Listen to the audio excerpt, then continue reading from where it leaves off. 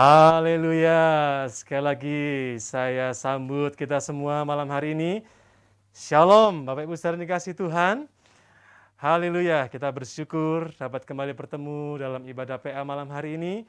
Dimanapun saudara berada, saya yakin Tuhan menyertai melawat kita semua. Dan kita patut mengucap syukur buat segala kebaikan Tuhan. Karena kalau saat ini kita ada, itu semua karena kebaikan dan keajaiban Tuhan dalam hidup kita. Yesus ajaib, Tuhanku ajaib.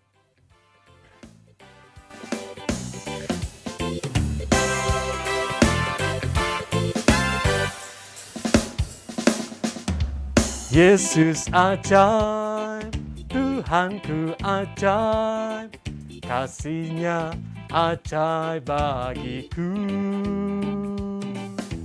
Yesus ajaib, Tuhanku ajaib, rahmat-Nya kekal selamanya. Yesus ajaib.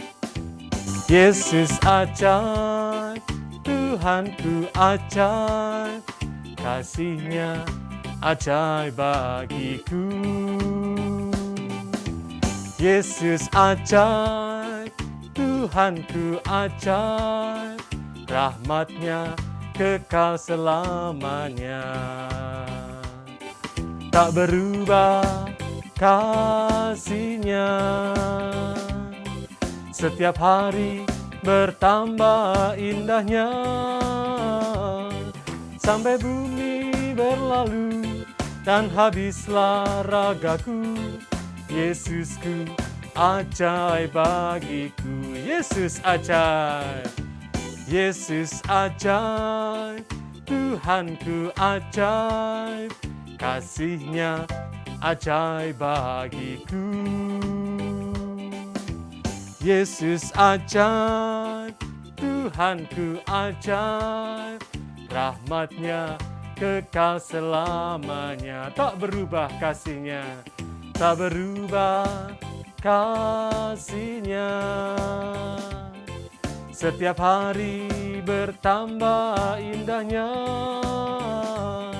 Sampai bumi berlalu dan habislah ragaku, Yesusku ajaib bagiku. Tak berubah kasih-Nya, tak berubah kasih-Nya.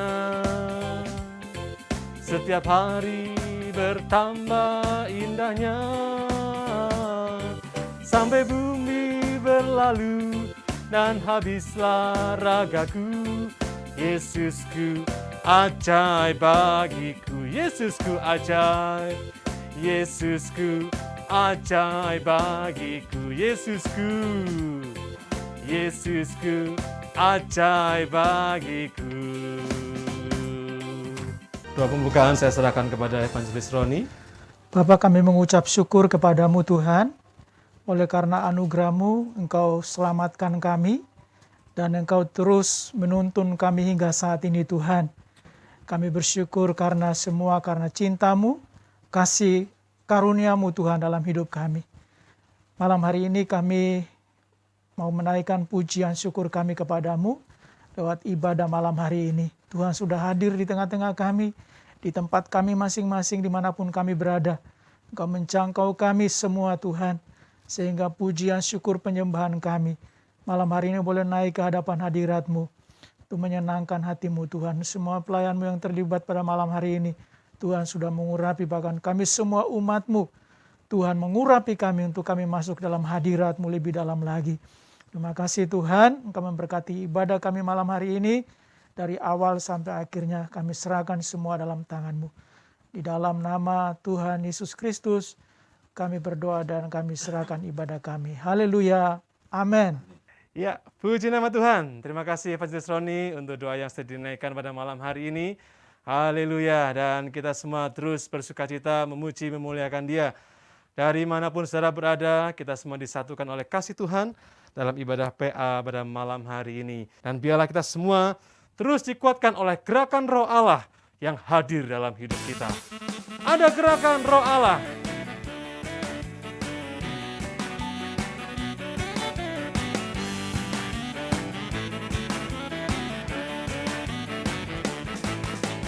Ada gerakan Roh Allah di sini.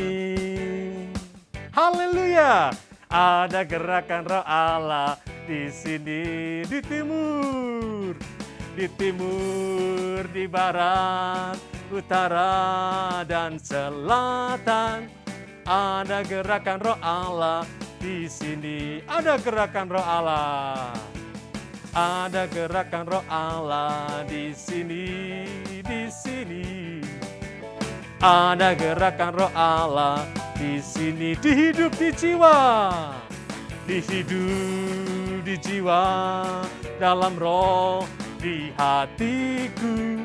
Ada gerakan Roh Allah di sini. Hosana, Hosana, Hosana, Hosana, Hosana.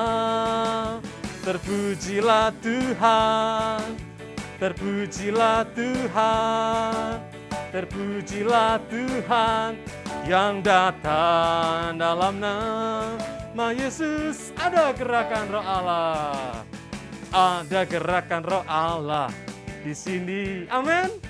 Haleluya. Ada gerakan Roh Allah di sini, di timur,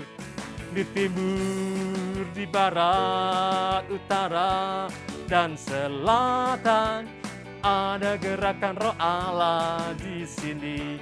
Hosana, Hosana, Hosana, Hosana, Hosana. Terpujilah Tuhan, terpujilah Tuhan, terpujilah Tuhan yang datang dalam nama Yesus. Terpujilah Tuhan yang datang dalam nama Yesus. Dan malam hari ini kita akan bersama-sama menyambut kedatangannya melalui firman-Nya yang akan disampaikan oleh hamba-Nya. Dan pasti kuasa firman, kuasa perkataan Tuhan Yesus membangun, menguatkan kita semuanya. Kita buka hati kita, dan kita katakan bersama Bapa, ku lewati semua. Engkau ada bersamaku di setiap musim hidup. Tak pernah ku ragu, ku sendiri, kekuatan di jiwaku, kekuatan di jiwaku adalah bersamamu. Tak pernah ku ragukan kasih-Mu. Katakan, Engkau ada. Engkau ada bersamaku di setiap musim hidupku. Tak pernah Kau biarkan ku sendiri, kekuatan di jiwaku, kekuatan di jiwaku adalah bersamamu. Tak pernah ku ragukan kasih-Mu, bersamamu Bapa, bersamamu Bapa, ku lewati semua perkenanan-Mu yang teguhkan hatiku. Engkau yang bertindak. Engkau yang bertindak, memberi pertolongan.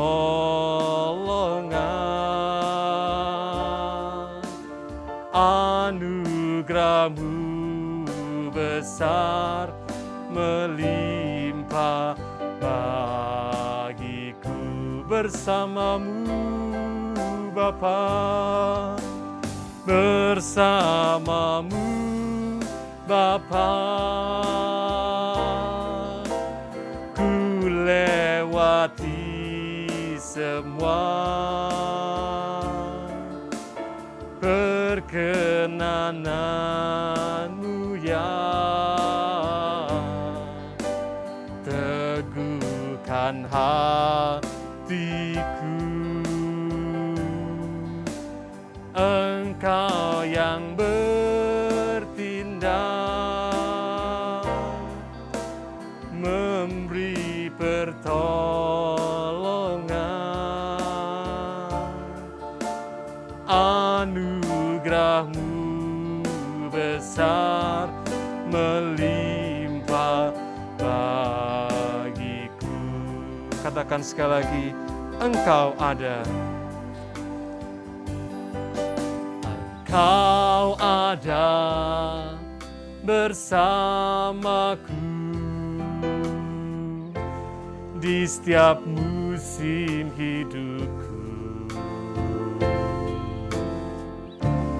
Tak pernah Kau biarkan ku sendiri. Kekuatan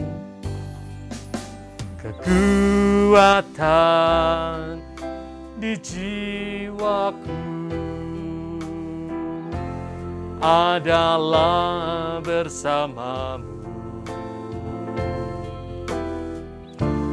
Tak pernah ku ragukan kasih-Mu bersama-Mu Bapa. Bersama-Mu Bapa, ku lewati semua perkenanan-Mu ya.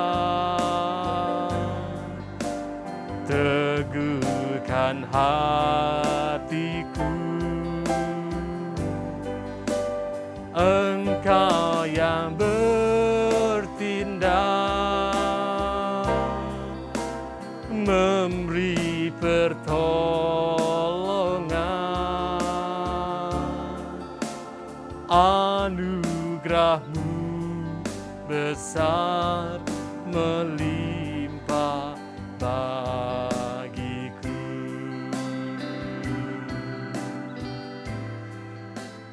Berdoa menyambut firman Tuhan, saya serahkan kepada Diaken Juli Raharjo. Kembali kami naikkan syukur kami ke hadirat Tuhan pada malam hari ini Tuhan, di mana dalam ibadah malam hari ini kami berkesempatan memuji, memuliakan nama Tuhan. Biarlah puji-pujian kami menjadi persembahan yang berkenan di hadirat Tuhan dan menyenangkan hati Tuhan, dan kembali mendatangkan berkat bagi kami semua. Dan saatnya Tuhan, kami siapkan hati dan kehidupan kami untuk menerima dan dibentuk oleh kebenaran firman Tuhan. Mari ya Tuhan Yesus, berfirmanlah bagi kami semua, bukakan kebenaran firman bagi kami Tuhan. Dan kami percaya firman Tuhan memberikan kami kekuatan, pengharapan, dan penghiburan. Terima kasih ya Tuhan Yesus. Tuhan memberkati dan mengurapi Bapak Gembala yang akan menyampaikan kebenaran firman pada malam hari ini. Hikmat, kekuatan tercurah atas Bapak Gembala. Dan berkati kami semua Tuhan, berikan kami pengertian untuk kami dapat mengerti akan rencana Tuhan di dalam kehidupan kami. Hanya di dalam nama Tuhan Yesus Kristus, kami sambut firman Tuhan malam hari ini. Haleluya. Amin. Haleluya, haleluya, haleluya. Puji Tuhan. Shalom keluargaku semua. Kita jumpa lagi pada malam hari ini di dalam ibadah PA. Selalu kebaikan Tuhan menjadi bagian kita semua. Ya, puji Tuhan. Adakah anak saya Ika Puji dapat join hari ini? Ada satu hal yang membuat kita semua patut bersyukur, ya, berkait keberlangsungan progres dari pemulihan anak saya Ika, istri dari anakku Puji, yang telah dianugerahi kesempatan Tuhan untuk masih berlanjut pelayanan di dalam dunia ini, ya. Karena tadi proses WA dengan saya setelah beberapa hari yang silam telah menerima pertolongan Tuhan dalam proses kelahiran anaknya yang ketiga dalam kondisi terpapar dan tergejala yang lumayan serius, ya, di rumah sakit.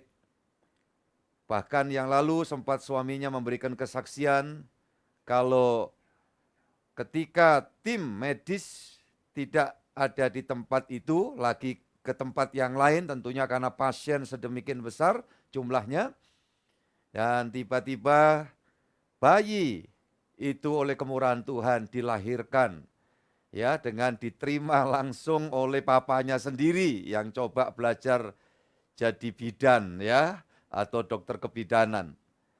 Dan itu adalah bagian dari mujizat, ya. Kalau Tuhan mau itu tidak ada yang sulit, tapi kalau Tuhan mau panggil kita, ya, itu juga nggak ada yang sulit dan sama-sama baiknya.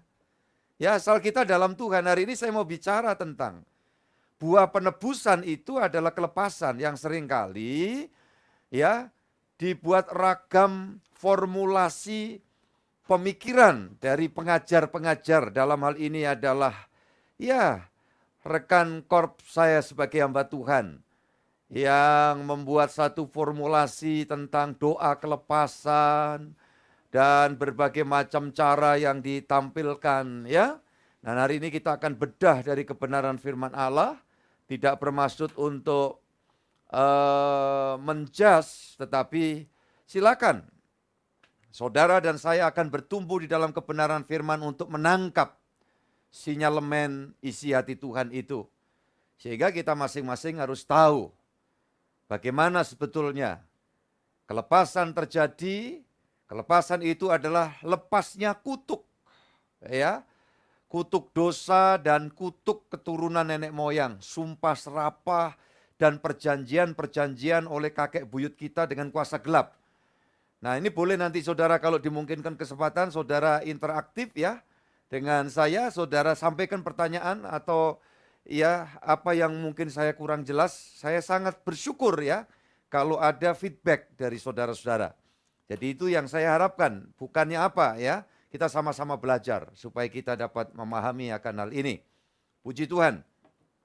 Jadi saudara-saudara yang dikasihi Tuhan, itu bagian dari pentingnya anugerah Tuhan itu dinyatakan. Baik, saya tadi sampaikan kepada kita dari kesaksian itu, tiba-tiba saja bayi yang sebelumnya hasil diagnosa dokter ahli kandungan, bahwa bayi itu sebenarnya di dalam kandungan posisinya sungsang, ya, kalau tidak salah anakku Puji yang lalu sampaikan. Bahkan dokter yang selama ini memberikan pelayanan pemeriksaan terhadap anak saya Ika ini, ya, 2-3 minggu silam juga telah berpulang lebih dulu, ya, dalam kondisi COVID. Ya, itu yang terjadi. Kemudian bayi lahir, anak Ika harus masuk ke ICU, dan puji Tuhan tadi progresnya anak saya Ika hari ini sudah pindah ke ruangan observasi, berarti sudah semakin baik dan sudah bisa WA-an dengan saya, ya, berarti sudah diperkenan. Kalau di ICU tidak boleh pegang handphone. Saudara-saudara yang dikasihi Tuhan, yuk kita baca firman Tuhan. Kita masuk ke firman Allah, Galatia pasal 1 ayat yang ke-16. Berkenan menyatakan anaknya di dalam aku, supaya aku memberitakan dia di antara bangsa-bangsa, bukan Yahudi. Maka saat pun aku tidak minta pertimbangan kepada manusia. Sesaat pun aku tidak meminta pertimbangan kepada manusia. Ekstrim ini. Saya harap saudara nanti bisa menyimak bahwa hal-hal yang ilahi itu tidak penting kita mesti minta pendapat orang lain. Nih, Paulus. Kalau orang itu sadar posisi secara ukuran ya, bahwa yang aku lakukan ini tidak bertentangan dengan firman. Yang ku lakukan ini tidak berkait dengan dosa. Yang ku lakukan tidak merugikan orang lain. Yang aku lakukan ini adalah hal-hal yang berkait dengan penugasan Tuhan. Banyak orang anaknya pamit mau sekolah pendeta, Kristen sudah dari sononya dilarang. Dia punya anak beberapa umpamanya. Kebetulan yang terpanggil merasa terpanggil yang pinter. Jawabnya apa? Janganlah nak. Bidang sekuler masih banyak kesempatan buat kamu. Ya.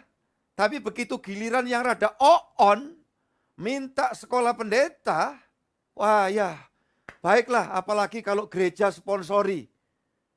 Saudara yang dikasih Tuhan, ya, yang model-model kayak begini ini nggak beres. Kan gitu. Baru ujung-ujungnya konsultasi dengan gembala, dengan pendeta. Ini nggak ada sih, ya nggak ada. Ini jadi bukan di tempat kita ya, supaya saudara ngerti aja. Nah orang itu karena pola pandangnya. Kalau orang yang mengkengkeng cara berpikir begitu, ya sulit. Nah gitu. Ada lagi umpamanya. Ya ini kaitannya persembahan, saya sih pingin sebetulnya melakukan. Umpamanya ini rada-rada mengembang dikit ya. Gimana menurut pendapatmu? Kan ini kalau untuk sendiri aja ini ya lebihnya cuma sedikit. Lantas kita masih setia ke gereja, ya ketika kita sekarang ini pandemi mesti juga harus barangkali aku ya harusnya terpanggil kasih persembahan atau berdiakonia berbagi buat orang lain. Ya tapi gimana menurut pendapatmu? Lah ini kalau yang diajak ngomong spiritnya sama, ya dia sampai akhirat nanti tidak akan bisa jalankan firman. Maka Paulus itu dalam hal ini, kaitannya aku menjalankan tugas yang Tuhan berikan aku sesaat pun tidak minta pendapat dengan orang lain. Lah ini berarti apa? Gambar nyata seorang memiliki satu relasi yang bagus dengan Tuhan. Nah relasi yang bagus ini bagian dari buah penebusan. Ya, jadi orang ini betul-betul menikmati penebusan, kriteria lahir baru, kemudian ciptaan baru, jadi anak Allah, ada kerinduan untuk taat nurut, dan seterusnya masih banyak hal. Saudaraku yang dikasih Tuhan sampai dalam hal keyakinan. Ketika aku melakukan ini demi kebenaran yang betul-betul kebenaran absolut, dasarnya firman, ya bukan kebenaran menurut diri sendiri. Dasarnya adat, ya ini kalau adat saya itu nggak boleh begini, nggak boleh begitu. Nah, ini lain ini. Ini subjektif. Tetapi kalau kebenaran Allah, kebenaran firman itu absolut. Nah itu yang menjadi dasar di dalam kekristenan kita, saudara-saudaraku ini kasih Tuhan. Maka Paulus ngerti itu. Ya kaitannya dengan pengutusan. Aku ini diutus ya menjadi pelayan Kristus. Ini kalau dia rundingan sama dosennya, guru besarnya namanya Gamaliel pada zaman itu, profesor yang paling hebat, rabai, ya, yang disebut rabat itu, di atasnya rabi-rabi kelas biasa, ya, saudara yang dikasih Tuhan, pasti tidak akan pernah setuju, karena konsep ketauratan dalam konsep perjanjian lama anti kepada Mesias yang sudah dinyatakan datang, namanya Yesus. Tidak sinkron, nggak matching gitu bahasanya anak muda sekarang dengan dasar-dasar yang diyakini secara agamawi Yudaisme, agamanya orang Yahudi ngikuti prinsipnya Musa. Coba aja kalau dia ini minta pertimbangan, nah dosen pembimbingku ini kebetulan hubungannya baik. Karena apa? Ini dalam sejarahnya Saulus yang kemudian jadi Paulus itu bukan orang goblok. Ya, dia orang yang hebat. Lu dari mana kesimpulannya? Lihat aja perjanjian baru itu sebagian besar hasil tulisan dan sejarah perjalanannya Paulus. Nah kalau dia bodoh enggak akan begitu. Ya, saudara yang dikasih Yesus, ungkapan-ungkapan rahasia ilahi dia tahu, bahkan dia bilang, aku kenal orang Kristen berapa belas tahun lalu diangkat ke Firdaus, ke langit tingkat yang ketiga. Itu sebenarnya dirinya sendiri, cuma nggak mau takabur.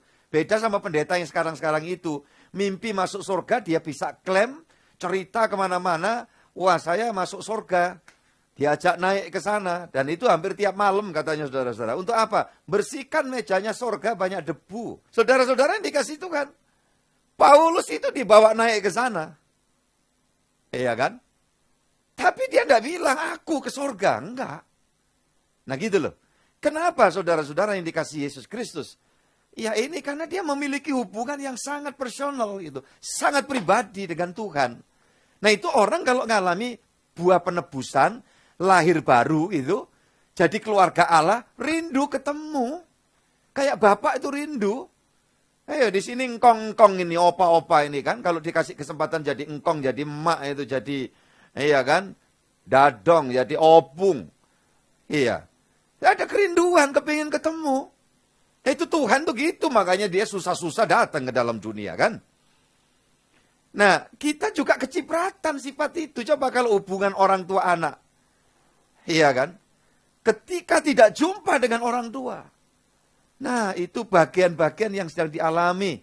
Ketika hubungan yang begitu erat, lantas terpisahkan saat salah satunya lebih dulu pergi ke sana. Nah, kadang-kadang menimbulkan beban pikiran untuk beberapa waktu. Ya, saudara-saudara yang dikasih Tuhan.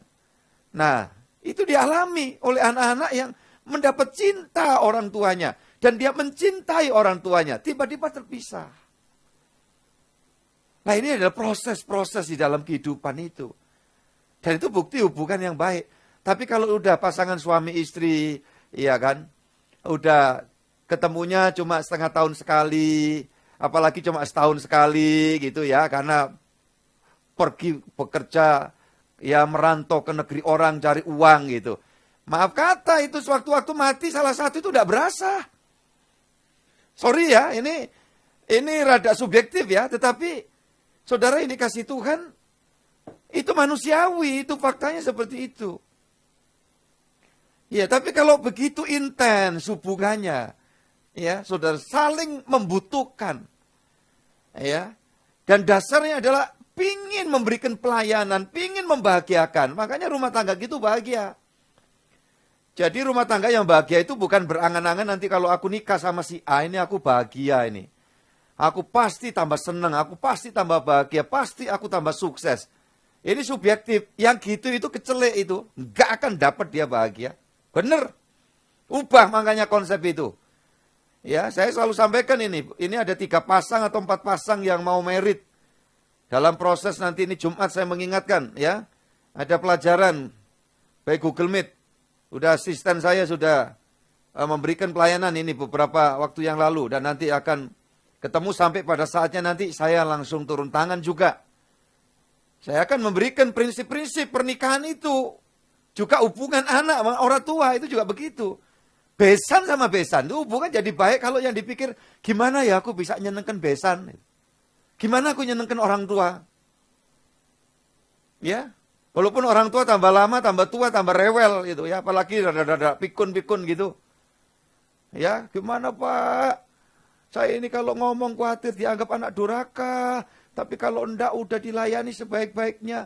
Masih bilang sama tetangga, jarang dikasih makan. Saya bilang, tidak usah minta pertimbangan sesaat pun dengan manusia. Lo gitu. Lakukan yang terbaik buat orang tuamu. Layani beliau. Iya kan, kalau sudah sampai usur begitu, wah kesempatan. Tidak semua anak dapat kebagian kesempatan untuk taruhlah bahasa bangsa kita, masyarakat kita. Balas budi lah, iya kan. Saudara-saudara yang dikasih Tuhan, seperti itu. Iya Pak, tapi saya ini masa lalu saya itu bagaimana orang tua saya melupakan saya, bla bla bla. Nah, saya ngalami itu model kayak gitu. Tapi begitu saya ketemu Kristus diubah oleh Tuhan. Ya, diubah. Ya. Sehingga ketika ada kesempatan bisa menerima sesepuh itu di rumah saya rawat bersama istri dan anak saya. Waktu itu merawatnya belasan tahun. Ya, sampai wafat pun dalam pangkuan saya. Ketika saya mengingat hal-hal yang kurang bagus, saya tepis. Ya, beliau juga manusia. Tapi minimal aku ada karena beliau. Ya, jadi saudara-saudara dikasih Tuhan. Ini tipikal-tipikal orang yang berangkat dari keadaan broken home ya. Saya ngomong jujur aja. Nah, jadi kalau ada orang-orang yang di sini sempat, Pak, ya saya itu hubungan jadi kurang ini, kurang trek gitu Pak, karena ada masa lalu begini. Engkau mengingat masa lalu dari bagian ya di luar dirimu, engkau tanpa sadar engkau sendiri juga jangan-jangan salah satu penyebabnya. Jangan-jangan juga engkau dari sisi bagian yang lain, engkau juga melakukan hal yang lebih jahat. Ya, paling tidak kalau kita ingat betapa Tuhan terima, aku ini bobrok gini, Tuhan terima, Tuhan tebus saya, gitu ya. Nah, ini pakai bahasa yang paling jelas Jawa Timuran ya. Saudara-saudara yang dikasih Tuhan, Tuhan mau terima saya. Masakan saya tidak bisa menerima dia. Nah, itu loh. Ini bagian dari proses penebusan, ada kelahiran baru, kodrat ilahi Tuhan masuk dalam kita. Kalau dulu yang masuk setan, dirasui setan, itu manusia berdosa. Makanya apa? Kepribadiannya mentah. Ya, kalau berbuat baik sama orang yang berbuat baik dirinya, ya itu umum, itu ombyoan kayak kacang. Di depan Zoo Wonokromo itu yang ombyoan itu kacang.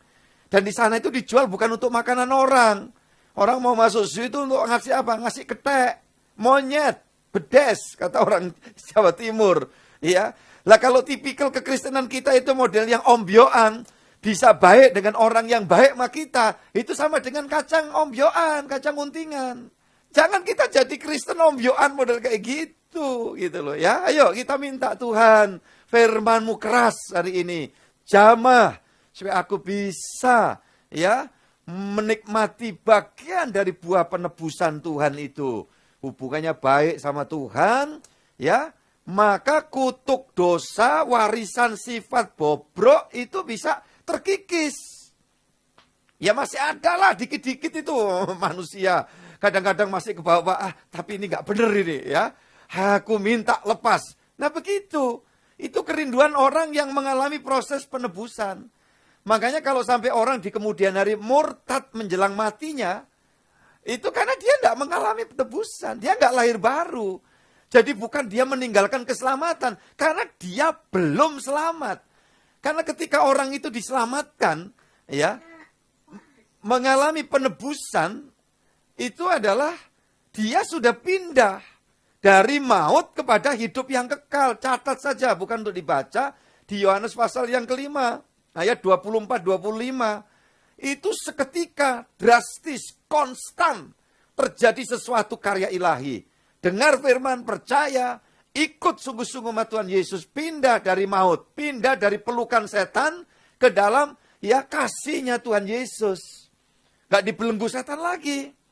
Gimana Pak dengan kutuk yang kakek buyut kita buat perjanjian, dia pergi ke tempat pesugihan, ya, pesugihan, lantas janjinya di situ turunan keberapa itu harus sengsara.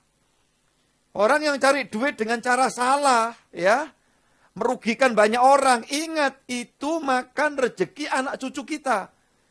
Ada wahyu umum. Wahyu umum itu di luar Alkitab. Dan itu dipahami oleh sebagian masyarakat kita. Hati-hati loh ya, kamu kena karma. Itu karma bukan bahasa Kristen ya. Itu karma bahasa agama lain. Cuma saya pinjam aja di sini untuk mengertikan kenapa ada orang yang begitu di generasi ini kaya luar biasa. Begitu dianya mangkat, ini amburadul, rebutan warisan, saling bunuh, masuk penjara, hidup tidak karu-karuan. Nah, karena ada perjanjian, ini kamu cuma untung, kamu sukses, kamu kaya di usiamu. Sesudah itu, ya jatahnya anak cucumu sudah mau ambil semua di sini, maka anak cucumu bakal sengsara. Nah, itu bukan omong kosong. Andai kata saya dan saudara di luar penebusan Yesus, kutuk ya seperti ini akibat perjanjian dengan kuasa setan itu terus berlaku. Bisa kamu sukses, tetapi nanti rumah tanggamu berantakan. Oh mungkin rumah tanggamu masih oke, tetapi anak-anakmu nanti kawin cerai, tidak beres semuanya satu persatu. Itu terjadi. Kecuali dia jadi Kristen, mengalami penebusan Tuhan secara sungguh-sungguh, ya, dan buktinya ada kerinduan, ada perubahan dalam hidup. Itu tanda ada, orang bisa rasakan. Ya, tidak tetap pakai konsep yang lama. Jadi tiba-tiba ada perubahan. Yang biasanya keakuannya menonjol, ya, kemudian dasar hidupnya pokoknya. Nah, itu orang keras kepala itu tidak sekedar cuma watak. Tetapi itu ada bagian-bagian, ya, dari suatu jalur yang diwariskan di sana. Makanya orang pembunuh, jahat, pikirannya ngokok, kotor, ngeres. Tapi ketika dia ketemu Tuhan, dia mengalami penebusan, dia berubah. Siapa? Ya termasuk yang ngomong tadi itu, Saulus, yang jadi Paulus. Loh itu pembunuh berdarah dingin, tidak pakai tangannya sendiri. Dia bisa perintahkan dengan kekuasaan dan kelihayannya dia. Untuk membantai banyak pengikut Tuhan Yesus. Coba bayangkan. Di Alkitab itu kita lihat latar belakangnya bobrok-bobrok. Tetapi kemudian dalam perjalanan panggilan Tuhan sampai ujungnya, akhirnya itu kelihatan. Orang itu terlepas sama sekali dari ikatan kuasa gelap. Maka konsep hidupnya itu begitu pasti, udah jelas. Udah, pokok orang ngomong apa aja kalau aku mau serahkan hidup, ya sudah. Ya itu, ya bukan ngomong apa ya, bukan subjektif. Tapi ketika saya bertobat, saya sudah nggak minta pertimbangan ke orang tua saya, ke siapa. Saya begitu hamba Tuhan, Bapak rohani. Yang dipakai Tuhan, nyipratkan air pertama. Ya, di IGD dalam keadaan darurat waktu itu. Ya, beliau yang kemudian saya ajak bicara. Om saya ini mestinya mati. Oh ya Henry, mestinya kamu mati. Om sendiri ngira kamu mati, makanya Om serahkan kamu dengan baptisan yang dipercikkan begitu saja. Tapi hidup ya Om. Iya Henry. Tuhan pasti punya rencana ya Om ya. Oh iya Henry. Dia ngomong banyak. Serahkan hidupmu Henry. Iya Om, saya mau menyerahkan hidup. Saya tidak ngerti apa itu maksudnya. Pokoknya saya mau berikan hidup saya kepada Tuhan. Itu. Ya. Lagian kan single, ya, masih muda belia gitu. Itu dulu sering saya kalau saya dengar begitu, muda belia gitu ya. Saudara-saudaraku yang dikasihi Tuhan. Dan sekarang ya saya nggak terlalu suka kalau ini Bapak Pendeta kita sepuh, itu juga enggak ya. Senior itu kalau sepuh itu bisa sepuan, saudaraku yang dikasihi Tuhan. Bukan emas. Ya makanya kalau ada jemaat kadang-kadang masih manggil saya karena memang udah dari sama-sama muda dulu gitu. Mas, Mas Henry, ya wis, ya apa deh, gitu ya kan. Ada yang pakai Jawa Timuran, ya. Cak gitu ya, ya gak apa-apa gitu ya, saudara yang dikasihi Tuhan. Silakan aja nanti kalau ada yang praktek mungkin. Waktu tegur sapa itu, Cak Henry, nek gak tak umi kok. Saudara-saudara ini kasih Tuhan. Ada juga yang manggil ko gitu, ya gak apa-apa, gono silakan sama aja ya. Mas ko, Cak, itu dirangkep juga gak apa-apa. Jadi kalau dicepat-cepat, Mas Kocak, Mas Kocak, Mas Kocak gitu ya. Ya, saudara-saudara yang dikasihi Tuhan Yesus Kristus.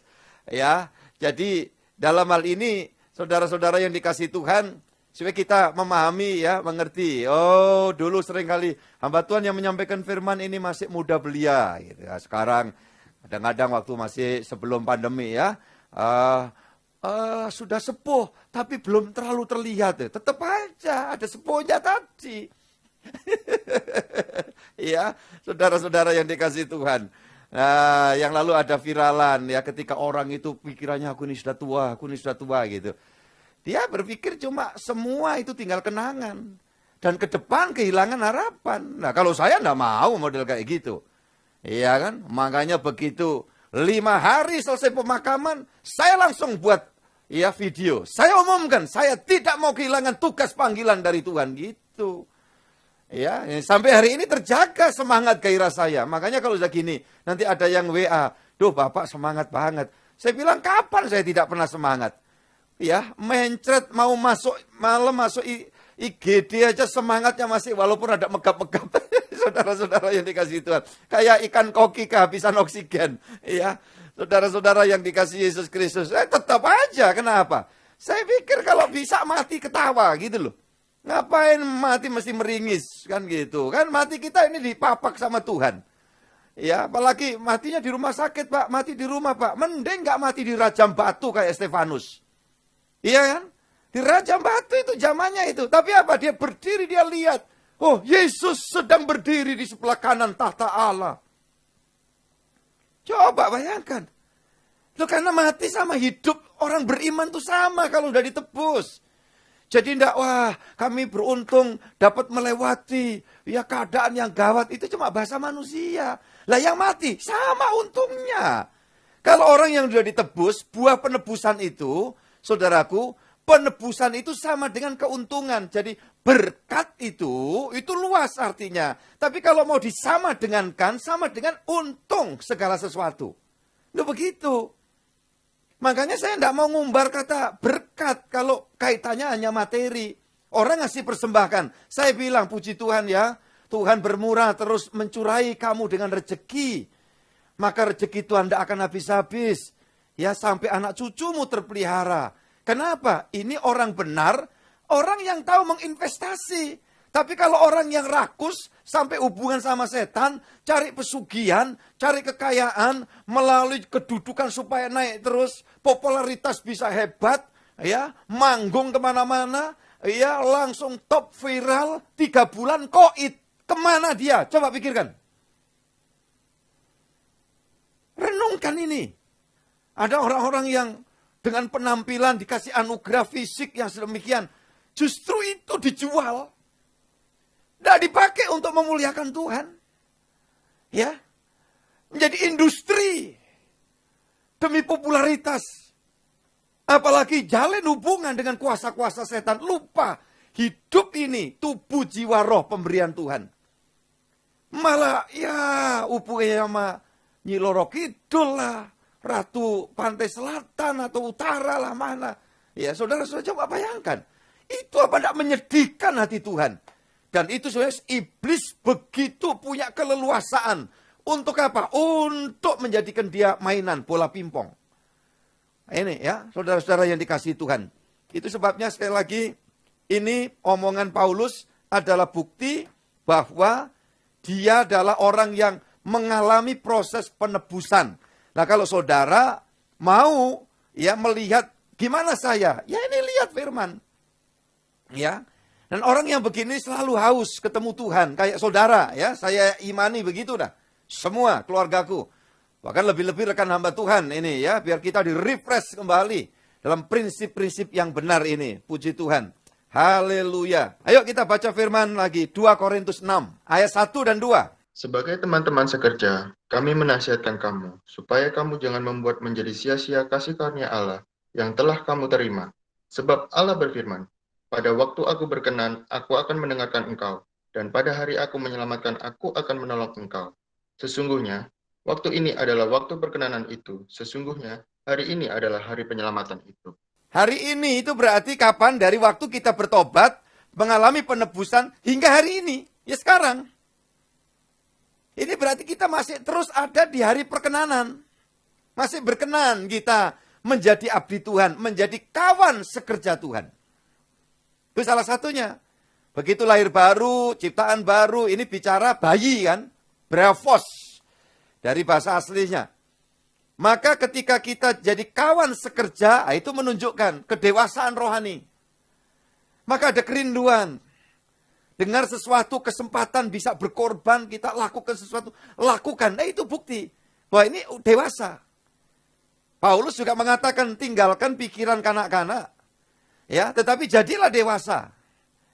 Maka kamu membutuhkan makanan, tidak cuma minum susu saja, ya. Itu ada di Alkitab. Gak usah tanya mereknya, Pak. Di Alkitab tuh susunya merek apa gitu. Ya, Prison Flag atau ya barangkali Indomelek atau yang lagi sulit dicari jadi mahal. Ya, susu beruang. Saudara-saudara yang dikasihi Tuhan. Tetapi kamu menerima makanan yang keras. Nah itu. Makanya waktu anak-anak saya kecil ya saya latih. Makan apa saja yang saya makan. Ya dari usia berapa itu karena ada yang ngajak makan di Lapu Tua. Ya Lapu Tua. Iya. Saudara-saudara. Apa Pak ini makan? Ya apa aja. B1 boleh. B2 boleh. Gitu. Nggak ada yang nolak. Kecuali sabun. Iya kan? B1 itu beang ya, itu ya RW. B2 itu babi. Yang nggak boleh B29. Nah, itu sabun colek ya. Atau itu bomber itu ya, pesawat pembom Nagasaki Hiroshima itu ya. Itu cerita dulu itu kan, saudara-saudara yang dikasihi Tuhan. Nah, ya jadinya saya latih anak-anak itu daya tahan kuat. Udah. Kalau coba sampai gede maunya susu melulu gitu. Biskuit aja gitu. Ya enggak berkembang pencernaannya. Ya otomatis ke fisik segala juga pengaruh. Makanya anak-anak saya kan lihat. Gede-gede gitu ya kan. Gede-gede. Waktu saya kenalkan saya jalan sama anak saya terus tanya, siapa ini Pak? Oh ini anak saya yang kecil. Yang kecil aja segini, saya bilang kan gitu. Ya. Nah, saudara-saudara yang gede Pak, oh yang gede kakinya aja sepatunya 47. Nah, saya kira nggak ada ini yang hari ini join kakinya ukuran yang 47 itu. Itu anu Pak, banciannya egrang. Ah, iya boleh. Iya, kalau enggak sepatunya yang di McDonald itu ya. McDonald apa itu yang ada duduk sepatu gede gitu ya. Haleluya. Saudara-saudara yang dikasihi Tuhan. Jadi kita mulai ngerti, oh kalau dalam buah penebusan udah ditebus, rindu melakukan sesuatu. Itu anak-anak saya semua, ya membuat saya ringan beban, betul. Yang saya hanya doa tugasnya nanggapi jemaat pendampingan untuk bentuk keadministrasian semua tugas praktis. Semua udah ditekel nih asisten saya. Ya, saudaraku yang dikasih Tuhan. Dan saya rasakan. Sehingga ada banyak kesempatan saya belajar terus. Ya, keluar rumah sambil jogging, pasang handset, dengarkan senior-senior atau mana bagian-bagian penting yang perlu saya dapat. Gitu, enggak pernah berhenti. Makanya jangan saudara pikir, kok bisa terus ngalir gitu ya kalau Pak Gembala itu ngomong, ya ini nggak bisa begini kalau saya cuma tidur melulu gitu.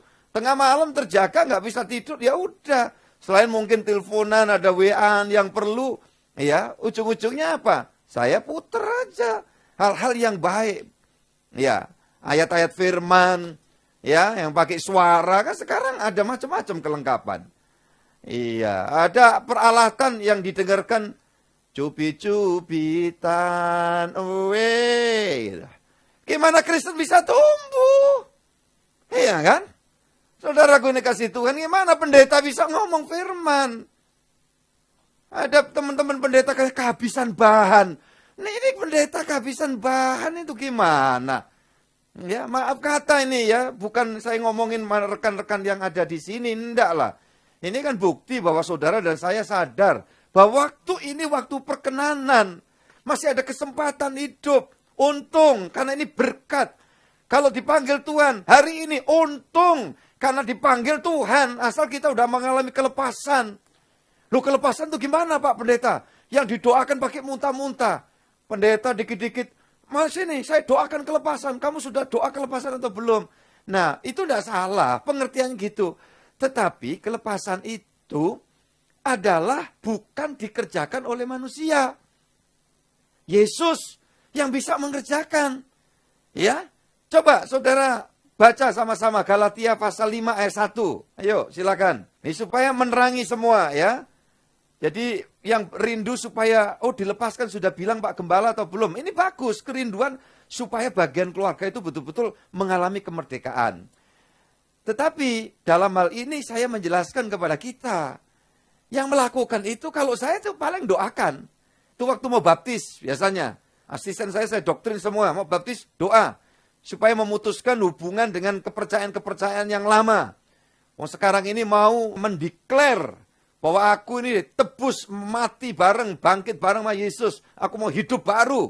Nah, itu baptis itu deklarasi, maka harus doa penolakan, pemutusan dengan hal-hal yang nggak beres di masa lalu. Selesai. Tapi baptisan itu bukan akhir. Ya, itu awal perjalanan. Maka nanti proses terlepas dari hal-hal yang nggak beres, dari kutukan nenek moyang, itu berjalannya waktu, asal dia betul-betul mau memberikan hatinya, hidupnya. Jadi jangan pikir orang udah nyerahkan jimatnya, keris atau bentuk apa. Ya, terus sudah didoakan, kerisnya udah dimusnahkan. Apa betul ini orang ini udah terlepas? Belum tentu. Kalau si orang itu diam-diam dia masih menaruh hati. Apalagi masih inget-inget japa mantranya yang harus diucapkan, kadang-kadang dia masih main-main dengan itu. Ada kebimbangan dengan Tuhan karena menghadapi situasi kondisi tertentu, dia masih nostalgia, ya. Coba bayangkan udah nikah berpuluh-puluh tahun, terus nostalgianya dengan bekas pacar yang dulu. Apa nggak amblek itu namanya? Maaf kata ini, saya mesti ngomong agak kasar, iya kan? Nah kan nggak betul. Kenapa? Saya mesti marah itu kan, omongan itu, karena itu nggak beres. Ya, mas saya bilang, itu kalau yang model kayak gitu ya mesti bertobat, kalau nggak bertobat amblek gitu loh. Ya, apa Pak amblek? Nggak tahu itu ya, pokoknya wis nggak beres kalau seperti itu. Nah begitu nikah sekarang ini, apapun wujudnya itu ada bagian yang terbaik yang kau imani ketika engkau berlutut di depan ya altar Tuhan, kan begitu. Nah, lain hal ketika pasangan udah diambil ya sama Tuhan. Nah, saudara-saudara yang dikasih Tuhan, ya. Terus bagaimana Pak cara menyikapi? Ya bertindak hati-hati, karena banyak yang purna keluarga itu bertanya-tanya gimana menyikapi dan sebagainya. Ya harus berpikir panjang. Langkah tidak cuma sekedar barangkali, ya dulu pernah ada pendeta khotbah di tempat kita, itu darurat aja sebetulnya.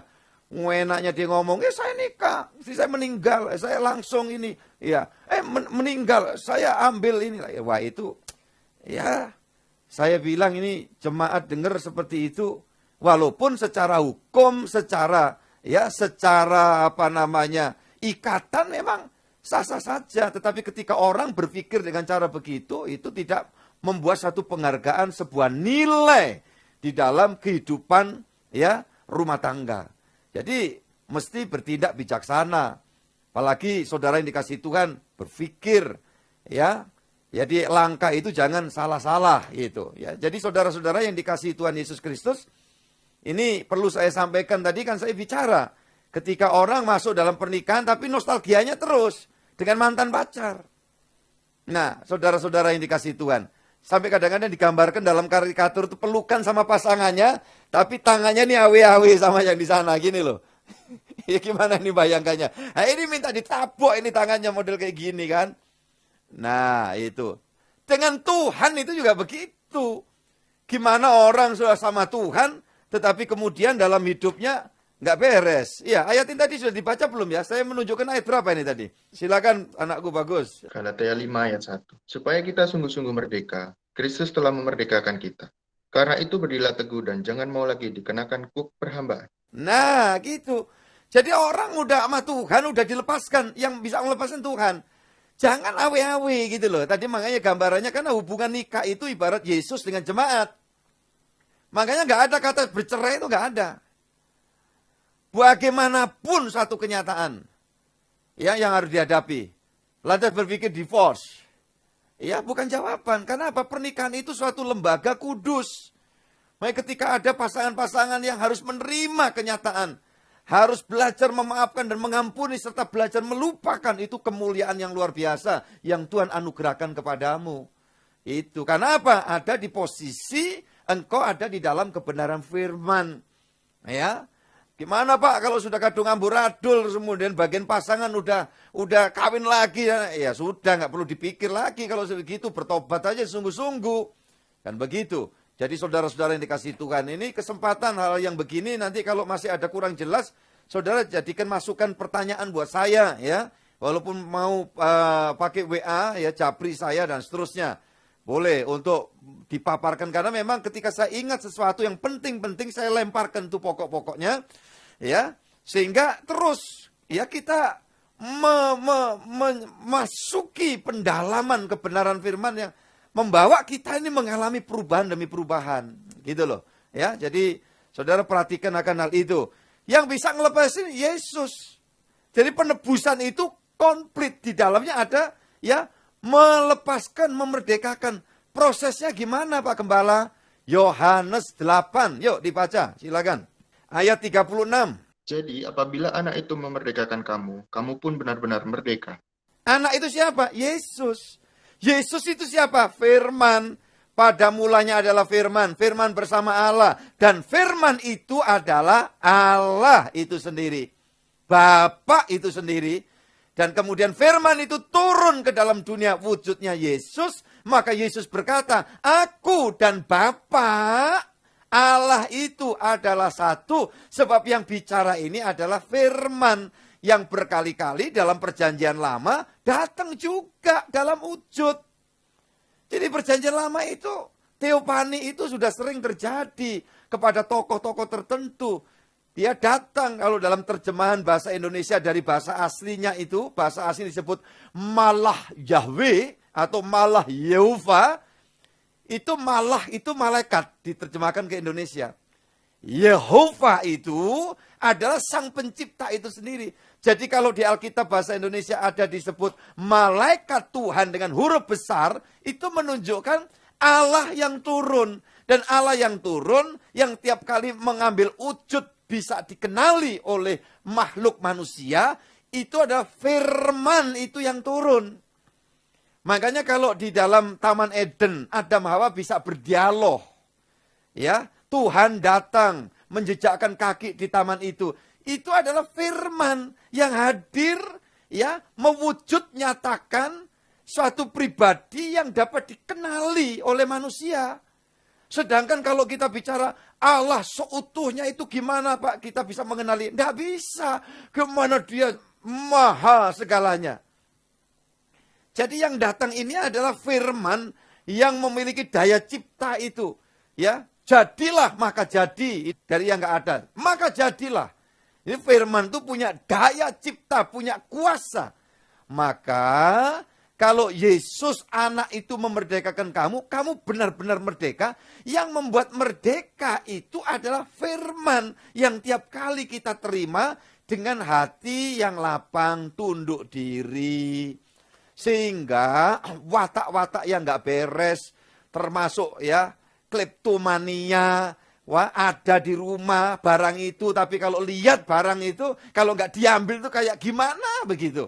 Nah itu secara psikologi bisa dikategorikan bagian dari gangguan-gangguan kejiwaan, ya. Tetapi sesungguhnya ini adalah bagian dari kerusakan akibat dosa.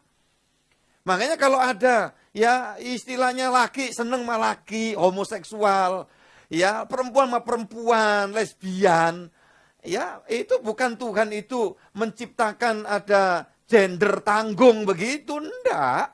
Tapi itu akibat kerusakan dari dosa, ya.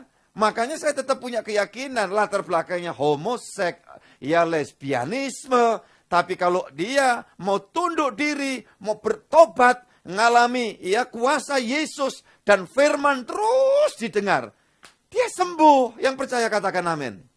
Dia sembuh. Kleptomania sama, dia bisa sembuh. Orang rakus kekayaan, tidak pernah puas. Asal firman yang disampaikan benar. Kalau dia masuk ke gereja yang tolok ukurnya adalah sukses itu kekayaan, diberkati itu kekayaan bertambah, dia tidak akan pernah berubah dari kerakusannya. Jadi kalau disampaikan kebenaran firman, kita ini ditebus, terima berkat itu sama dengan untung semua, ya. Dan keuntungan itu ada di dalamnya ada rezeki, rezeki itu yang kita makan, kita minum, seperti diberikan kepada kami makanan yang secukupnya pada hari ini, itu sebenarnya standar. Kalau Tuhan kasih lebih berarti mikir, kok aku ini cukup 0,5 kilo, tapi ini berkatnya ya rezekinya nasi, kok bisa ada 1 kilo. Nah ini kalau mau kita terapkan secara jujur, oh berarti yang 0,5 kilo lebihnya ini harus dibagikan. Gitu loh. Jadi saudara-saudara, maka orang kalau ngerti kebenaran firman, rasanya dia ya tidak nyaman ketika dapat rezeki. ya. Kemudian ya dia mesti ini sadar, oh ini ada titipan Tuhan, itu bukan korban sebetulnya. Perpuluhan itu pernah ditanya kepada saya, apakah itu bagian dari korban persembahan? Bukan. Perpuluhan itu ujian bagaimana kita, ya, pertama, standar pertama tidak rakus terhadap keuangan, ya, terhadap rezeki yang diberikan Tuhan. Ketika kita sama sekali tidak mau memulai sesuatu, ya, khawatir kita tidak berinvestasi. Sehingga Mazmur yang mengatakan orang benar tidak ditinggalkan, anak cucunya tidak meminta-minta, itu jangan-jangan nggak terjadi. Karena tadi saya sampaikan ada wahyu umum yang ditangkap oleh sinyalemen oleh kebanyakan masyarakat sebagian. Ya, hati-hati, orang jangan rakus. Ya, nanti kalau kamu ambil semua rezeki anak cucumu, begitu kamu mati habis, mereka menderita sengsara. Nah, Alkitab sudah ngomong itu dalam wahyu yang jelas. Nah, makanya kalau orang sadar, oh rezeki itu adalah, ya aku terima, aku bisa juga berbagi, walaupun secara manajemen, ya tidak salah. Orang ini sudah surplus, mesti ditabung, pikirkan, ya kalau tidak ada jaminan perusahaan, tidak ada BPJS ketenaga kerjaan, pikir, kalau nanti sampai aku butuh dirawat, itu bukan ngalup. Itu bukan ngalup, itu pikiran bijaksana. Jadi, waktu belasan tahun yang lalu, saya nyisakan uang 500 per bulan aja. Itu bukan hal yang gampang. Tapi ya udahlah, demi hal yang baik untuk kedepannya. Makanya saya bilang, kemarin untuk nama cuma 2 hari aja, ya habisnya sekian. Untuk orang tertentu, oh enggak masalah. Tapi orang tertentu, wah banyak amat Pak. Ya saya bilang ya enggak aneh. Karena saya minta sekaligus, ya, dicek up semua sehingga tahu USG, tes PSA, ya. Perawat tanya, Pak kalau nggak di cover gimana? Nggak masalah, ya dibayar, ya. Jadi gitu. Nggak terus kemudian, saya kan bayar BPJS, ya, BPJS intern itu. Saya bilang enggak, itu diakonia. Saya bantuin masyarakat Indonesia yang membutuhkan. Jangan kadang orang itu harus menerima penanganan penting dalam hidupnya. Hanya berburu antri dengan BPJS. Padahal dia ada. Kalau perlu ambil tabungan. Gitu cara berpikir saya. Yang ngomong bahasa umum. Kalau masih ada kesempatan hidup kan nyari duit lagi masih mungkin. Kan gitu kan. Jadi saudara-saudara ini cara berpikir iman tetapi realistis.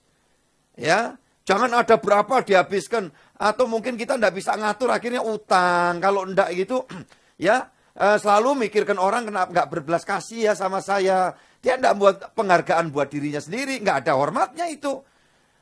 Ya kehormatan itu adalah, saudaraku yang dikasih Tuhan, ya bahwa orang betul-betul tahu hidup yang terhormat. Nanti dihormati. Kalau dunia enggak menghormati, Tuhan yang akan menghormati. Saudara yang dikasih Tuhan, wujud dari seorang yang memiliki hubungan baik, mengalami buah penebusan adalah dia menjadi kawan sekerja Tuhan. Ya, ingat. Maka dalam perjalanan kehidupan ini, hampir semua peristiwa selalu saja Allah melibatkan umatnya. Satu contoh, gini gambarannya.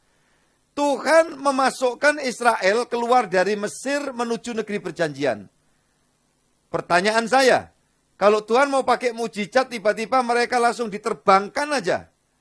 Ya, sampai di negeri perjanjian itu.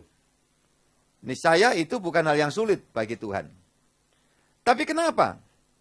Tuhan dalam hal ini membuat satu prosesi perjalanan. Musa diperintah, tarik ulur. Tidak bisa bicara saya Tuhan.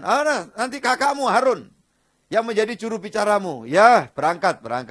Bilang semua orang Israel supaya berangkat. Ya. Jadi perlu ada daya tangkap pemikiran karena memang Tuhan itu sudah menciptakan dalam desain manusia itu memiliki akal budi.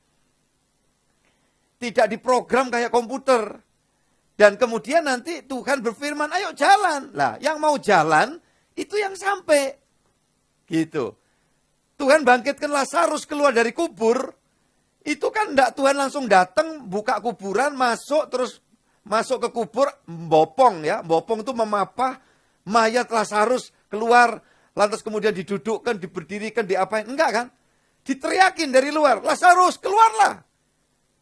Nah itu Lazarus sudah terima roh lagi, terima nyawa. Kalau dia tidak mau keluar dari kubur, ya selamanya dia di kuburan. Nangkep ya maksud saya ya. Satu lagi contoh.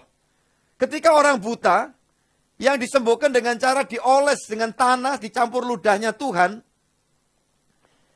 Itu kalau mau langsung melek kan Tuhan bisa melakukan. Tapi Tuhan masih kasih perintah lagi. Pergilah ke kolam Siloam. Yang artinya diutus. Nah orang itu akan melihat hari baik, melihat ada perkembangan, melihat akan ada perubahan, melihat ada pemulihan-pemulihan. Ketika dengar firman, kemudian bertindak. Tidak ada alasan untuk kita menyombongkan diri atau hidup dalam kekhawatiran. Bagaimana besok? Atau juga tidak ada alasan untuk kita membuat pembiaran. Maaf ya, dengan watak rakus. Tidak pernah ada ucapan syukur, tidak pernah ada rasa puas. Dan itu menunjukkan bahwa orang Kristen yang demikian itu tidak mengalami pertumbuhan kedewasaan iman. Dan itu rentan sekali. Karena jangan-jangan sewaktu-waktu ya rentetan kutuk dosa dan nenek moyang itu masih terus bergelayut. Tujuannya apa? Tujuannya menggeser posisi iman. Makanya ada istilah, wah murtad lagi dia di penghujung hidupnya. Wah itu karena tidak berjalan seketika. Terus waktunya ya terjadi akumulasi ketidakberesan. Kalau tetap orang rindu dengar firman, dia akan terus melangkah. Lazarus dengar. Begitu Tuhan ya mengendaki Lazarus ini bangkit, waktu itu Tuhan berteriak, Lazarus, itu roh itu masuk di dalam Lazarus. Gitu loh. Keluarlah, keluar. Maka orang Kristen itu harus ya ada kerinduan untuk melangkah. Kalau enggak kadang-kadang mau melangkah dalam banyak hal yang positif itu dihantui dengan perasaan macam-macam, pikiran enggak jelas, dibuat kandas gitu loh. Oleh sesuatu yang enggak jelas, dan itu bagian-bagian orang bisa Kristen dari lahir. Ujung-ujungnya nanti ketemu pengaruh, diajak pergi ke dukun, ke orang pinter. Walaupun orang pinter dukunnya itu seagama, sama-sama Kristennya. Ya terkutuk itu kalau tidak bertobat. Kalau dukunnya Kristen yang datang ke situ siapa kira-kira? Ya Kristen juga. Nah ini alat iblis. Saya ngobrol sama temen dokter lama sekali di wilayah yang mayoritas Kristen. Di wilayah timur. Dia bilang apa? Wah pendeta-pendeta itu banyak Pak yang doakan orang sakit bisa sembuh. Nah, omongannya didengar Pak. Tapi kalau kami pejabat, kami petugas, kadang-kadang perlu didampingi pendeta di wilayah itu. Karena yang didengar omongnya pendeta. Ya saya senang itu dengarnya. Lanjut ceritanya. Tapi juga ada Pak yang pakai Alkitab itu jadi dukun. Waduh. Ya saudara-saudara ngirim penyakit, ngirim santet. Pakai Alkitab. Duh, coba. Ini hari-hari begini harus dibongkar ini. Supaya saudara tahu inilah di dunia. Loh itu apa Alkitabnya Pak? Bisa jadi mantra? Bukan. Ya Alkitab tetap Alkitab. Itu kan evangelion. Isinya kan pemuliaan kepada Yesus. Firman yang turun jadi wujud manusia. Turun ke alam maut menggantikan kita, keluar dari maut menunjukkan bahwa dia itu tidak bisa dimatikan. Karena dia firman, dia pencipta. Iblis keok, takluk. Yang diomong Bapak ini semua ada ayatnya itu Ibrani 2 ayat 14. Ayat 17. Yesus mati itu bukan karena nafasnya mandek, nadinya tidak ada. Itu kematian secara klinis, itu dokter domainnya. Tapi pendeta itu jelaskannya bukan gitu. Mati itu apa? Pindah alam. Alam nyata ke alam roh. Itu kematian dalam pemahaman teologis. Nah, terus dijelaskan kalau manusia dari alam nyata ke alam roh, itu tubuhnya nggak bisa dibawa. Gitu loh. Ya, maka rohnya yang keluar, arwahnya keluar. Baru masuk ke alam akhirat. Akhirat dalam bahasa agama ya. bawah neraka jahanam, atas sorga, gitu loh. Nah, maka ketika orang itu arwahnya masuk ke akhirat, ya kalau saya bisa jelaskannya sederhana. Dia waktu hidup, dia jalan bareng sama siapa? Sama hantu apa Tuhan. Kalau Tuhan, orang pindah ke akhirat, dia langsung dibawa yang atas. Firdaus, kalau diuraikan secara singkat. Orang jalan bareng sama hantu, iblis, dia dibawa turun ke bawah. Neraka jahanam, walaupun ini ada uraiannya lagi. Gitu loh. Yesus mati, itu tubuhnya nggak ditinggal. Makanya saya berkeyakinan, begitu tubuh Yesus itu diletakkan di dalam gua kubur, batu ditutup, seketika ya Yesus sudah keluar dari situ. Yang ada tersisa kain kafan dan pembungkus kepala yang dikatakan ya kain peluh. Nah, itu kan waktu keluar kan ya udah morat-marit. Tapi waktu perempuan dan murid-murid nanti pagi-pagi itu ke kubur, kemudian tertata. Ya, kain kafan ada di bawah, kain peluh di bekas kepala diletakkan. Kok rapi? Bukan Yesus yang ngerjakan. Siapa? Ya cecunguk-cecunguknya Tuhan Yesus. Malah malaikat yang kemudian nunggui di tempat bekas kepala diletakkan dan bekas kaki. Jadi bukan Yesus terus ngelipetin kayak saya kalau bangun tidur kan doa, udah baca firman, udah bersekutu gitu, ya ngelipetin sendiri, ya kan? Saudara selimutnya aku kebasin, ya saudaraku yang dikasih Tuhan. Makanya kamarku selalu bersih, kan begitu. Ada ketentuan karena kamar mandi saya itu yang khusus untuk mandi, ya, yang ini cerita aja gitulah. Ada ketentuan, tidak boleh pipis di situ. Pipis mesti di kloset. Kalau cowok ada uriner, ya. Nah, kenapa? Ya supaya nggak bau, kan gitu. Ya ini nggak penting, ini bukan ajaran Alkitab, ya. Cuman itu tatanan aja, gitu ya. Saya membiasakan seperti itu. Sehingga kamar mandi kering. Kecuali tempat showernya aja, gitu ada batas kaca kan. Ya ini akibat keliling kemana-mana, keluar masuk hotel, ya. Ada kasih kesempatan Tuhan gitu, bukan merasa selebritis juga enggak, ya. Siapalah aku ini, iya kan. Jadi ini cuma cerita, paling enggak punya gambaran. Orang jangan membatasi ya cara berpikir yang pokoknya aku ini gini, pokoknya. Orang gitu enggak maju. Disuruh ke Siloam, ya mandek, dia pergi. Kemana? Pasar Senggol dulu, jajan-jajan gitu. Matanya nggak melek. Nangkep maksudnya? Tadi loh, yang dioles tadi loh. Setelah dioles, tanah campur ludah Tuhan, itu firman. Ya, ditutup begitu. Kenapa kok pakai tanah? Itu Tuhan tuh kasih mata baru sebetulnya. Loh kok gitu? Iya, karena tubuh manusia dibuat dari apa? Ayo, tolong jawab. Iya, dari tanah. Itu kan enggak, pendeta jarang loh ngupas itu kan. Jarang. Kenapa kok pakai tanah? Karena ini enggak ada biji matanya sejak lahir. Gitu loh. Maka dalam hal itu kan melakukan tanah, kemudian dia ludah. Itu kalau filsafat Jawa, ketara banget. Ludah itu idu geni, sabdo panditoratu. Nah, enggak ngerti ya wes. Ya, saudara-saudara yang dikasih Tuhan. Nah, maka tanah itu disabda sama Tuhan, jadilah biji mata. Gitu. Ini saya berdoa untuk ya keluargaku ini ya Pak Endi, biar hasil operasinya sudah jalan lancar baik, matanya jadi sehat. Ya, Caroline, Bun. Oke, puji Tuhan. Oh iya, Bu Bandi. Iya. Senang kemarin begitu jalani operasi selesai, udah langsung foto dada-dada begini. Wah, hati seneng. Tuhan tuh bangga orang yang punya semangat, punya gairah gitu. Jangan dibilang rumah sakit, udah boleh pulang. Gitu terus, wah kok pulang, rasanya kok masih gak enak. Ini mesti ada yang gak beres. Orang yang beres, itu gak betah di rumah sakit, kecuali dia nakes. Nakes itu tenaga kesehatan. Nah kalau ada nakes gak suka di rumah sakit, ya resign aja. Kan gitu. Iya kan? Tapi kalau ada orang ya suka tinggal di rumah sakit, ya saya tanya kenapa? Masih nggak enak Pak, ini sejak dicopot infus, makan yang banyak. Makanya saya pulang di rumah sakit, kan nggak diinfus, itu mesti lemes. Makan yang banyak. Di rumah sakit, rada enek-enek, keluar makanan apa? Amblas.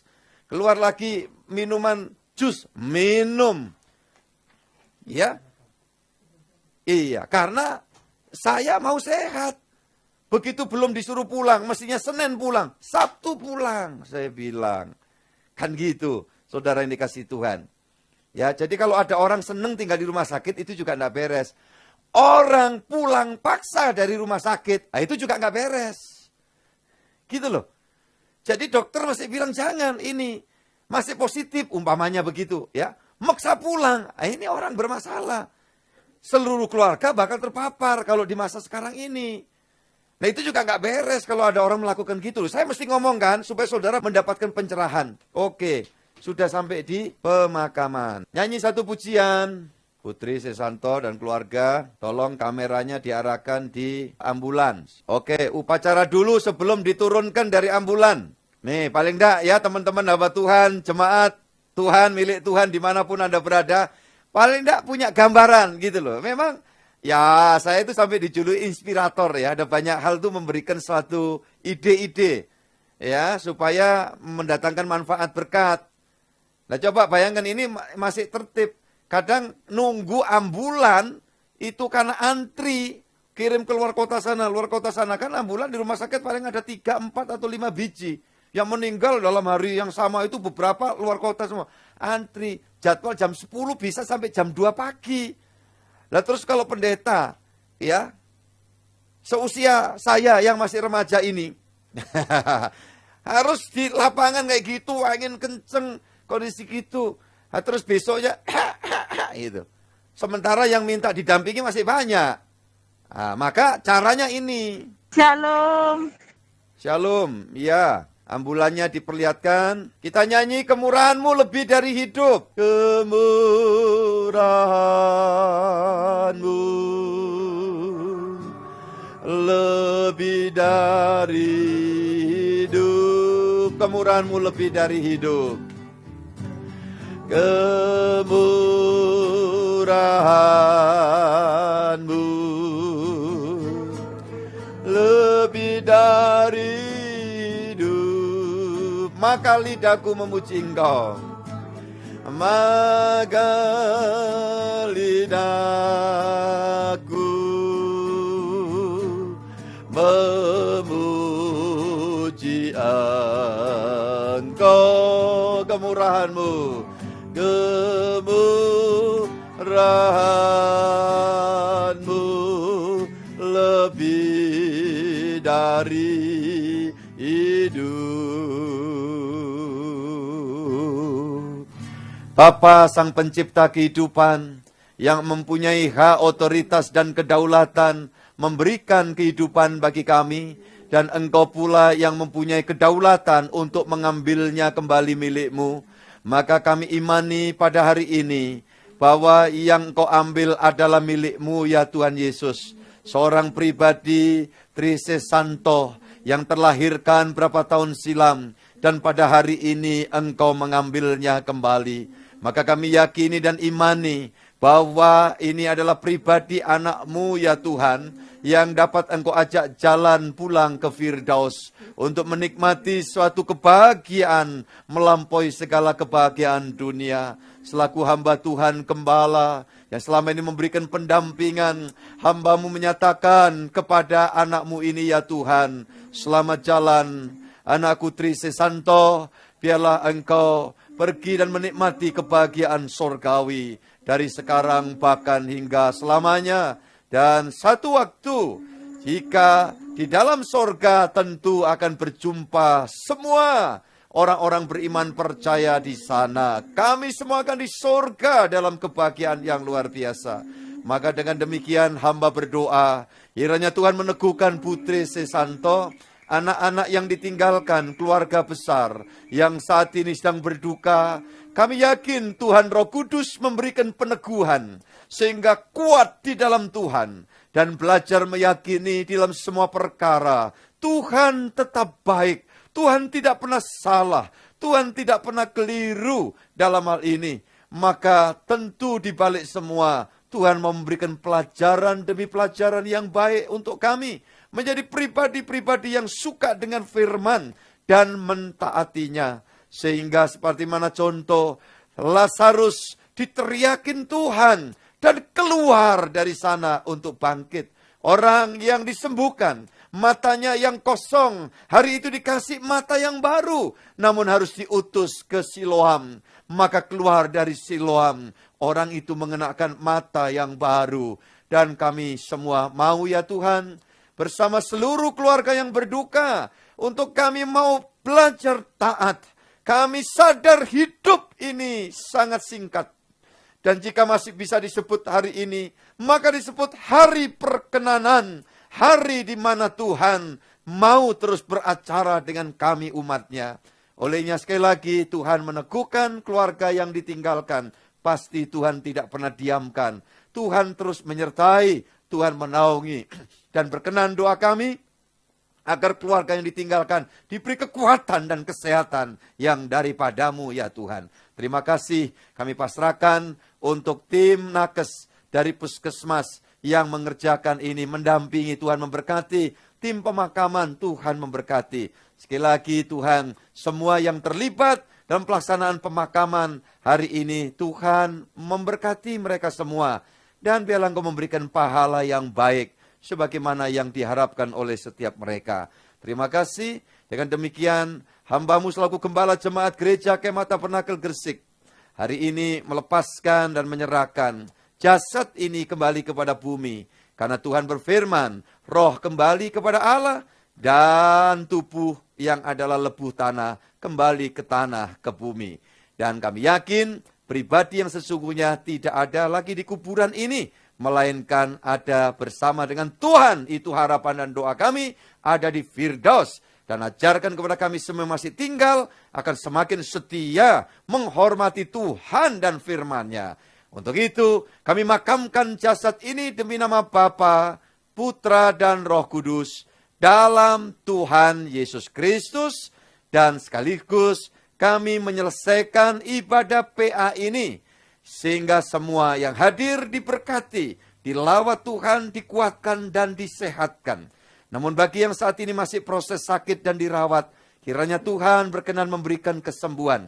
Dan meyakini bahwa jika Tuhan memang masih membutuhkan menugasi kami sebagai kawan sekerja di dalam dunia ini, tidak ada yang mustahil. Sakit penyakit apapun dapat dihempaskan oleh Tuhan. Dan kembali Tuhan memberikan kekuatan dan kesehatan, umur bagi kami untuk lanjut melayani Tuhan. Sebagaimana pernyataan anak kami Ika, yang menyatakan bahwa sungguh mukjizat hidup ini adalah mukjizat. Ada kesempatan lagi untuk melayani. Kami mau menjadi pelayan-Mu Tuhan lebih lanjut. Terima kasih, negara bangsa kami Tuhan berkati, gereja Tuhan di seluruh muka bumi, terlebih di bumi Nusantara, diberkati Tuhan. Kami selesaikan seluruh ibadah ini di dalam anugerah kemurahan Tuhan. Semua diberkati dan semua menikmati lawatan Tuhan sampai Tuhan datang yang kedua kali, menjemput kami pulang ke surga selama-lamanya. Bapa, terima kasih. Bapa, Terima kasih.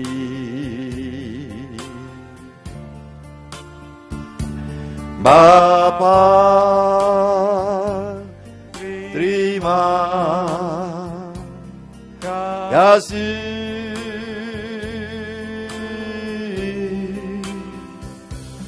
Bapa, di dalam surga. Syukur, terima kasih. Syukur, terima kasih.